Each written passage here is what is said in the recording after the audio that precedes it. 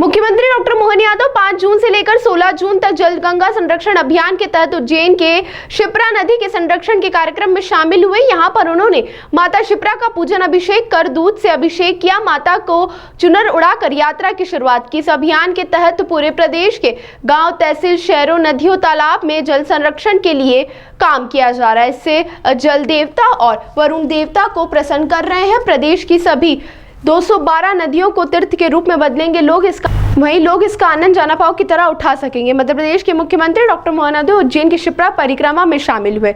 उन्होंने प्रदेश की सभी नदियों, तालाबों, कुएं और बावड़ियों को सहेजने का काम किया जा रहा है। उज्जैन शहर में शिप्रा को बचाने के लिए शिप्रा गंगा उत्सव समिति पिछले 20 सालों से शिप्रा की परिक्रमा गंगा दशहरा के एक दिन पूर्व करती है और मुख्यमंत्री डॉक्टर मोहन यादव इस यात्रा में श्रद्धालुओं के साथ पैदल भ्रमण करते हैं। इसी यात्रा के शुभारंभ में प्रदेश के मुख्यमंत्री ने शिप्रा के घाट पर बैठकर पूजन अर्चन किया।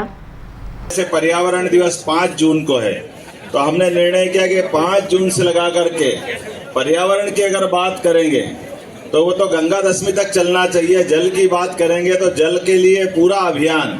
मुझे इस बात की प्रसन्नता है कि लगभग 55 जिलों में सभी तहसील, सभी पंचायत, सभी गांवों के अंदर समान रूप से जल गंगा अभियान के माध्यम से जल रचनाओं को लेकर के जल देवताओं के माध्यम से वरुण देवताओं को हम प्रणाम कर रहे हैं। और ये हमारी संस्कृति की खूबसूरती है, विशेषता है कि हम अपने 5 प्रमुख तत्वों के जिसके भरोसे से हमारा शरीर बनता है।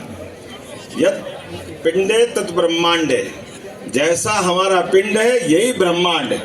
इसलिए इस ब्रह्मांड की रचना को नमन करने के लिए, हमारे पिंड की रचना को समझने के लिए, परमात्मा की रचना को समझने के लिए ये 5 तत्वों से बाहर कुछ नहीं है।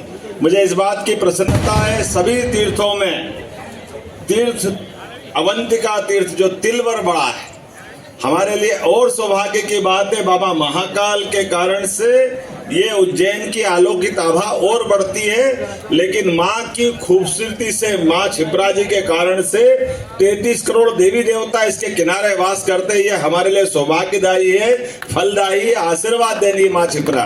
बोले शिप्रे महारानी की। और काल के प्रवाह में कई सारी जलराशियां, कई सारी नदियों के प्रवाह से इसकी गति अत्यंत तीव्र होती थी। 2004-5 से जो शुरू करा सिलसिला, वो धीरे धीरे बढ़ते पहले प्रारंभ में केवल पूजा की, फिर हमने एक दिन का उत्सव मनाया, दूसरे दिन का मनाया, परिक्रमा का आनंद आया और कुल मिलाकर के ये शिप्रा गंगा यात्रा की आज शुरुआत हुई है उज्जैन में पवित्र रामघाट का तट। और यह हर साल यहाँ होता है। कल गंगा दशहरे का भव्य आयोजन है। मेरी अपनी ओर से आप सबको बधाई।